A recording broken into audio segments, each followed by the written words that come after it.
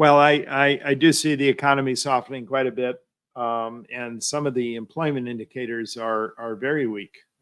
Yeah, I do go over those every month for all of our crowd. Um, the U.S. economy has been the locomotive pulling the train. I guess we used to use that metaphor back in the 1980s and 1990s.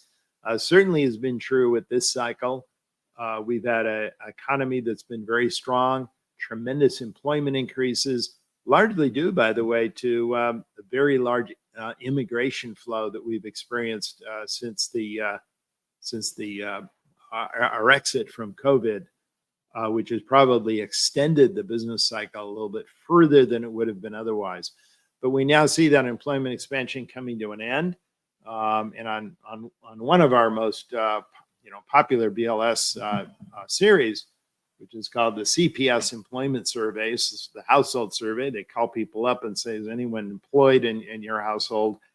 We've actually seen for the first time, we almost never see this except when we're in recession. We actually see year over year negative growth in employed persons. So that's the extent to which we see signs of truly softening employment growth. In fact, a lot of our employment indicators now are very much year over year, very much in the red. Many of the long-term indicators, such as GDP above potential, inverted yield curve, and so on, have already moved into the danger zone a long time ago.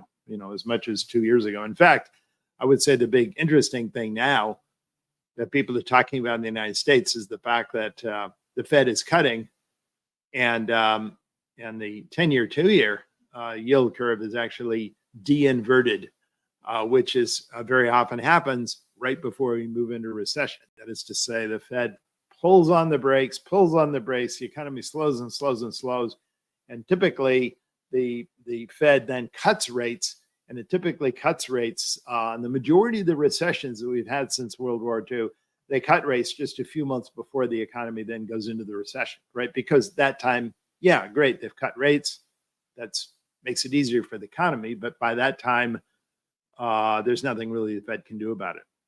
So on average, the Fed, once they start cutting rates, once they start cutting rates and once the yield curve de-inverts, it's about 4 or 5 months on average before hitting a recession.